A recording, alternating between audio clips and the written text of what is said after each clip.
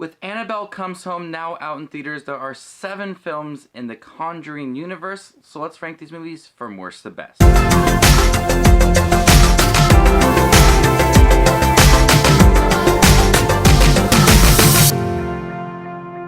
Hey everybody, my name is Justin. Thank you guys for stopping by my channel. I love to watch movies. If you guys love to watch movies too, you guys are in the right spot. Consider hitting that subscribe button down below so you guys don't miss any of my up and coming videos. Today we're going to be talking about all 7 of the Conjuring universe films, including the most recent one, Annabelle Comes Home. I also will be including The Curse of La Llorona, as that has a connection to the very first Annabelle film. So before we actually do get started with the ranking video, make sure to leave your ranking down below with how you would rank all 7 of the Conjuring universe films. I'm curious as to what is people's thoughts about each one of these films. So with that, let's get this video started with number 7, Annabelle. This is the first Annabelle film, and I was looking forward to seeing this movie after seeing Annabelle in the first Conjuring movie. I thought Annabelle was a very intriguing character, and it's something that I wanted to know more about. But the Annabelle movie that we did get, not a lot happened in that movie to make me very invested in the film.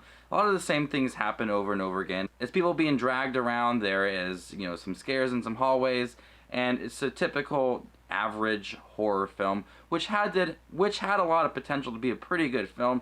I like the setting for this movie, I like the time that it takes place, but overall when it comes to Annabelle, it's not a very memorable film. A lot of things happen over and over again. I feel like the plot is very bland and boring and generic, and nothing really stands out to make it a good film. Coming at number 6 is The Curse of La Llorona. If I pronounce that wrong, I'm terribly sorry. But this film is similar to the first Annabelle film. It's not a lot happens that makes it truly a terrifying film. I think that La Llorona is a pretty interesting character, and I think that they did a good job diving a little bit deeper into her backstory and why is she here and trying to haunt people. But the big climatic scene at the end seemed something that would be like in the middle part of the film. It seems like something that, would be a kind of a middle scene, not an end scene. And once we got to the end and the movie's over, I'm like, oh, that's it. I guess the film's over. Where is that, fun, exciting, terrifying moment? The Curse of La Llorona does not have any of that, and this makes it for a pretty boring film. Coming at number 5, The Nun. I really like the setting for The Nun. It's probably one of my favorite places in the Conjuring universe. It's the earliest entry in the Conjuring universe. And The Nun was effective at times. I think that a lot of the jump scares were earned, and I think The Nun is a really terrifying character. We get to see a little bit of her in the Conjuring 2 movie, and now she gets her own film, just like Annabelle, and I think that they did a good job of handling the character, make her terrifying, standing at the end of a hallway, scaring people, and her running towards you. Some of the things do work. And the acting in here is decent. We have Taissa Farmiga, who, for the longest time, I was wondering, is this a younger version of Lorraine Warren? Because I really didn't see many trailers or knew who the characters were in the film. And then it wasn't, so I like that they're both in a Conjuring universe film. Coming in at number 4 is Annabelle Comes Home. This movie started off really bad. I did not like the opening for this movie and the characters and how they made some really poor decisions in their lives. It's probably the laziest way to start a horror film. They have this young girl who's a friend of the babysitter of Judy, who's the daughter of Ed and Lorraine Warren. She comes over to their house, she enters their basement, she unlocks Annabelle because she is curious, and it sets in motion the rest of the film. So lazy and a stupid attempt at bringing back an Annabelle movie into theaters. But once you get past that, the different artifacts in the room come out and start haunting everybody. I like them. I wanted to know more about them. I want to see them in their own separate film. They were terrifying in their own ways. And McKenna Grace is great as Judy. I really like McKenna Grace. She is a great actress. She's young. She has a great career ahead of her. I like the babysitter in the movie too. I like that it takes place in one night. It makes it truly terrifying as the sun goes down and then you get into nighttime. And that's when things really start to happen. So Annabelle Comes Home is one of those rare films that starts off really bad and progresses into a decent film. Coming at number 3 is Annabelle Creation. I really enjoyed Annabelle Creation. I really liked exploring the setup for Annabelle, how she came to be, and having that emotional weight for the character made it more effective. We had a daughter, Annabelle, who died. The parents wanted the spirit to come back, and it wasn't Annabelle's spirit. It was something completely different that was terrorizing the family. So it has that emotional weight to the film, and then you also get these orphans who join the house, and there's more things that are happening to them. And I really like the direction in here. I like the setting. The horror elements do work really well. It's a truly terrifying film at times. There are some typical jump scares, but what really holds this film together is definitely the story. Coming at number 2 is the second Conjuring film.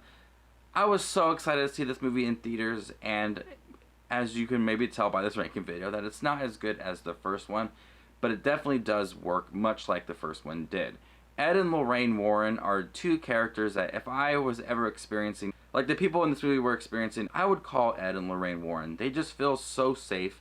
I would feel so safe around them. I would feel comfortable calling them, and I know that would be okay. That's because of the acting. It's really warm, and they are really invested in their roles. Patrick Wilson and Vera Farmiga are definitely great in this movie. And I like the different setting in London in this movie. The movie tried to balance two different characters. We had Valak and the Crooked Man, and the Crooked Man didn't get much screen time compared to Valak, and the Valak had their own movie, The Nun, and there's a Crooked Man movie set up, which I would like to see.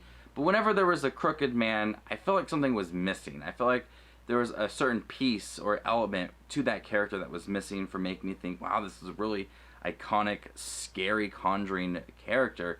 Whereas Valak definitely did get that. So they tried to juggle two different characters.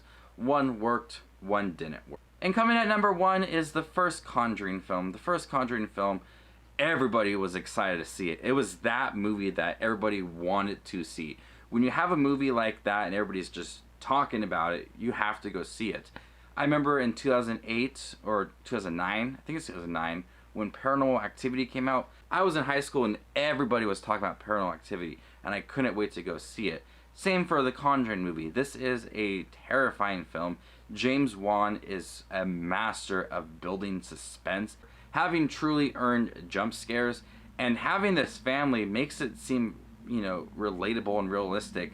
They have this family that the mother is being attacked. There's 5 kids, and just that family element really adds an emotional weight to the film, because you want to see the family survive and come out of this happy and be a family again. If anybody has if anybody has a large family, you can understand what it means to protect each other.